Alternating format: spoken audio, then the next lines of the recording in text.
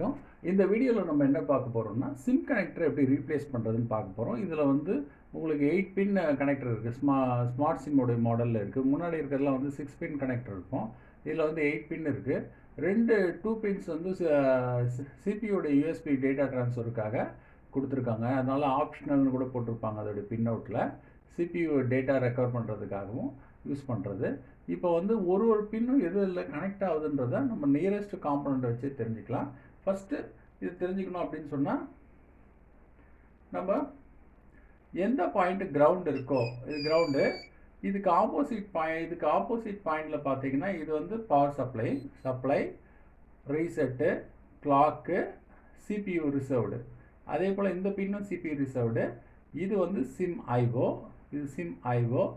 இது வந்து விபிபி. இப்போ யூஸ் பண்ணுறது இல்லை, ஏன்னா இது வந்து சிம் ஐஓக்கு சப்போர்ட்டிங் வோல்டேஜுக்காக யூஸ் பண்ணுறாங்க.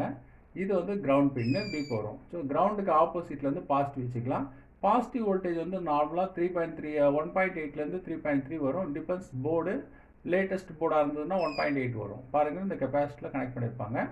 ஸோ இது எல்லாமே சிபியூன்றது சிக்னல்ஸ், இது சிம்ன்றது வந்து சிக்னல் சைடு, அதனால் வந்து சிபியூவில் தான் இது கனெக்ட் ஆகும். புரியுதுங்களா? ரைட். இது வந்து சப்போர்ட்டிங் காம்பனன்ட்ஸ் எதாவது இருந்ததுன்னா நம்ம இது போல் செக் பண்ணலாம். அதுக்கடுத்து இதெல்லாம் காம்பனண்ட் இல்லை. ரீசெட்டு,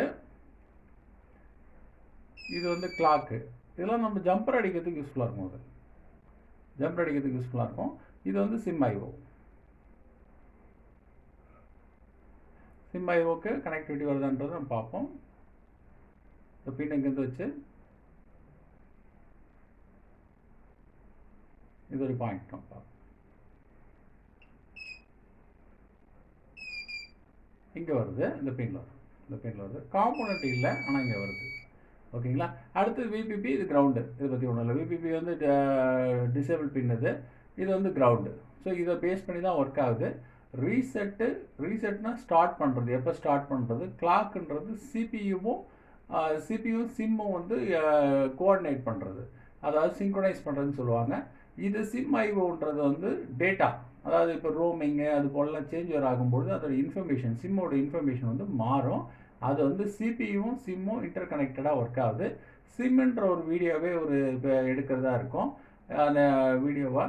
ஸோ அதை பற்றி சொல்லும்போது இன்னும் கொஞ்சம் டீட்டெயிலாக சிம்மை பற்றி நான் சொல்கிறேன். இன்றைக்கி வந்து எப்படி சிம் கனெக்டரை ஃபிசிக்கல் டேமேஜ் இல்லாமல் எடுத்துகிட்டு ரீப்ளேஸ் பண்ணுறதுன்னு பார்க்க போகிறோம். நம்ம இதில் வந்து ட்ரைனிங் பண்ணுறது வந்து எப்படி பண்ணுறோன்னா, ஃபிசிக்கலாக வந்து டேமேஜ் ஆகாத, மோஸ்ட்லி ஒரு 90% மேலே ஃபிசிக்கலாக டேமேஜ் ஆகாது பழைய போர்ட்லேருந்து ரீப்ளேஸ் பண்ணுறது எப்படின்றது தான் நம்ம ட்ரெயின் பண்ணுறோம். சரிங்களா? இந்த வீடியோவில் பார்ப்போம். பிஃபோர் தட் வந்து ஆஸ் இட் இஸ் நம்ம மெத்தட் படி சால்டர் பண்ணிடுவோம். காம்பனன்ட்ஸை நல்லா சால்டர் பண்ணிட்டா நியூ லெட்டாக மாறிடும். எடுக்கிறதுக்கு ரொம்ப ஈஸியாக இருக்கும்.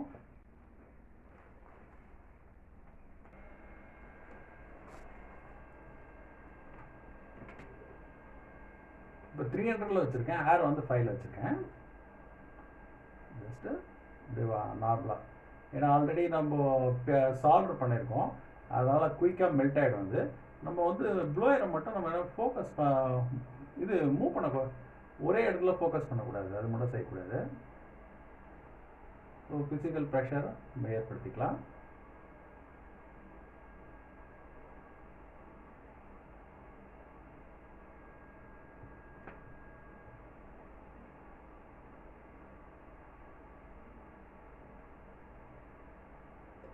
ரொம்ப ஹீட்டு இருக்குது. லைட்டாக ஃபிசிக்கல் ப்ரெஷர் கொடுக்குறேன். லைட்டாக கொடுக்குறேன்.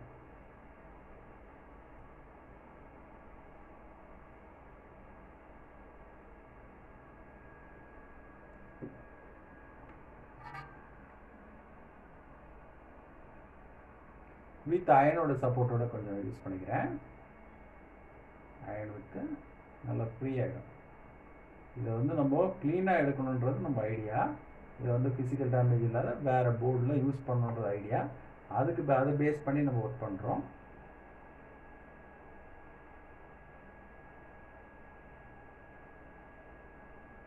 ஸோ நல்லா ஃப்ரீ ஆகிடுச்சு.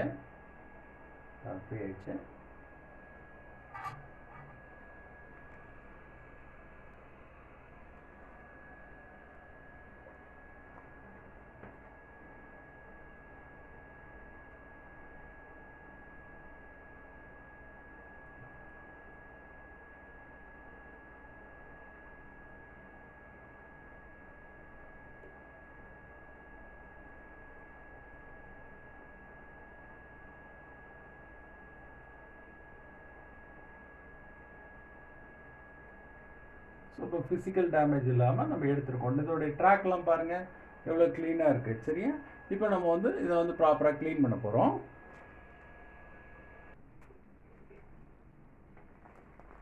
இப்போ வந்து லைட்டாக பேஸ்ட் போட்டு நம்ம க்ளீன் பண்ணிக்கிறோம். பேஸ்ட் போட்டு விக்கு வழியாக க்ளீன் பண்ணிக்கிறேன். எக்ஸஸ் அந்த பழைய லெட் எடுத்துறேன். நல்லா எடுத்துட்டிங்கன்னா உங்களுக்கு பேடு நல்லா க்ளீன் ஆகிடும். இதுக்கெலாம் தேவைன்னா ரொம்ப ஹார்டாக இருந்ததுன்னா இந்த பிஜிஎஃப் பேஸ்ட் வந்து யூஸ் பண்ணிக்கலாம். அது வந்து உங்களுக்கு பக்காவாக க்ளீன் ஆகும். ஏன்னா ரொம்ப ஃபோர்ஸ் பண்ணி ட்ராக்லாம் பேர்த்தக்கூடாது.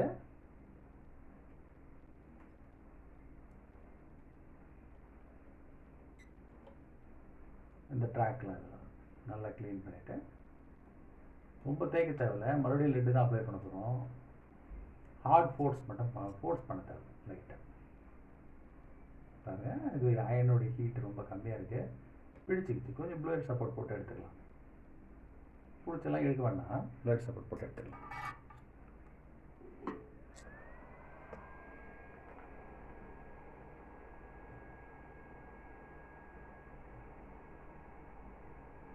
ப்ளோயர் சப்போர்ட் போட்டு ஆட்டோமேட்டிக்காக வந்துடும், இதுக்குள்ளே வந்துடும்.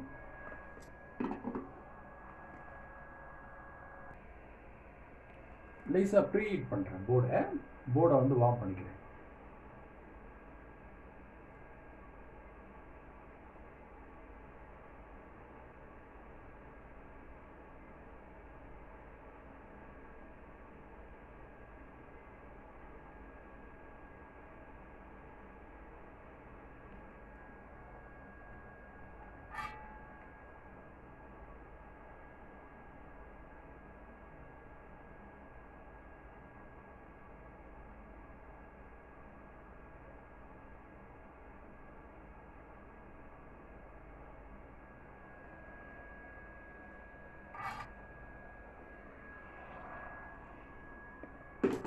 போர்டை வந்து ப்ரீஹீட் பண்ணிட்டேன். இப்போ ஆல்ரெடி போர்டு வந்து ப்ரீஹீட்டில் இருக்குது. லேசாக சின்னதாக அந்த பின்னை வந்து வார்ம் பண்ணிக்கிறேன். அப்படியே சரௌண்டர் வார்ம் பண்ணாலே நமக்கு செட் ஆகிடும். ஏன்னா ஆல்ரெடி போர்டு வார்மில் இருக்குது, புது லெட்டு நம்ம அப்ளை பண்ணியிருக்கோம், அதனால் வந்து சீக்கிரமாக ஃபிக்ஸ் ஆகிடும்.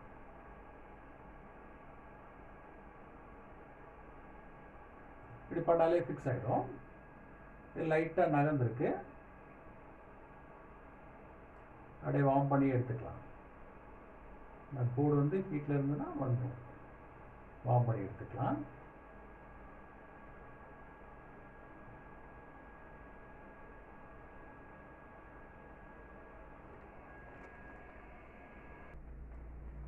இந்த பேடை வந்து நான் லைட்டாக சால்டர் பண்ணிக்கிறேன். சால்டர் பண்ணிக்கிட்டா இது என்ன ஆகுனா மூவ் ஆகாது. சரி, கரெக்டான அந்த கட்டு இருக்குது, அந்த கட்டு பொசிஷனை வச்சு நான் சால்டர் பண்ணிக்கிறேன். ஸோ கரெக்டான இந்த பொசிஷனில் லைட்டாக அப்படி மூவ் ஆகாது. அவ்வளோதான், இந்த பொசிஷனில் அப்படி வச்சுப்போம். சால்வ் ஆகிடுச்சு. இது ஆட்டோமேட்டிக்காக ஓகே. ஸோ இப்போ வந்து ஃபேக்டரிங் வந்து ஆட்டோமேட்டிக்காக இது இப்படி ஃபிக்ஸ் பண்ணிக்கலாம். லைட்டாக ஃபிக்ஸ் பண்ணியாச்சு. ப்ளோயர் சப்போர்ட் யூஸ் பண்ண போகிறேன். ஸோ இது சால்வ் ஆகிடுச்சு. இப்போ நல்ல பேஸ்ட் வந்து இந்த சைடில் கிளாப்பில் எல்லாமே போட்டுட்டு க்ளோ பண்ணிக்கலாம்.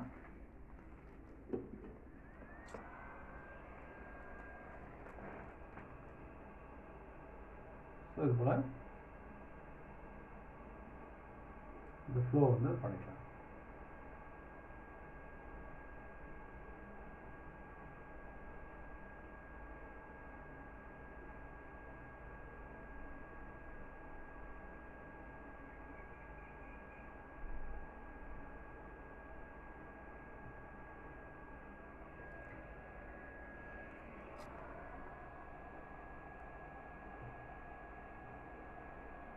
இந்த பொசிஷனில் வச்சுக்கலாம். ஒரே இடத்துல மட்டும் ஃபோக்கஸ் பண்ணக்கூடாது. இதை வந்து நாம் ப்ரீயராகவே செட் பண்ணி லெட்டெல்லாம் நல்லா இது ஸ்ப்ரெட் பண்ணியிருக்கேன், அயனில் வச்சுருக்கேன். ஸோ எக்ஸ்ட்ரா இதுக்காக தான் ப்ளேயர் யூஸ் பண்ணுறேன். ரொம்ப அதிகமாக ப்ளேயர் யூஸ் பண்ணால் இது வந்து மெல்ட் ஆகிறதுக்கான வாய்ப்புகள் உண்டு. இப்போ ஐபி போட்டு நல்லா க்ளீன் பண்ணியிருக்கேன். க்ளீன் பண்ணிவிட்டு இதோடைய பேடு பாருங்கள், இந்த பொசிஷன்லாம் இந்த இதோடைய எப்படி இருக்குது பாருங்கள். இதோடைய சைடில் சைடில் வந்து இந்த பேக்கு இடத்துல சைடோட பேக்கு இதோடைய பேக் பண்ணியிருக்கு. இந்த 4 ஃபிக்ஸ் ஆகிருக்கு. ஸோ இந்த இடத்துல லிட் வந்து மவுண்ட் பண்ணியிருக்கு. தேவைன்னா ஜஸ்ட் வந்து வச்சு விடலாம்.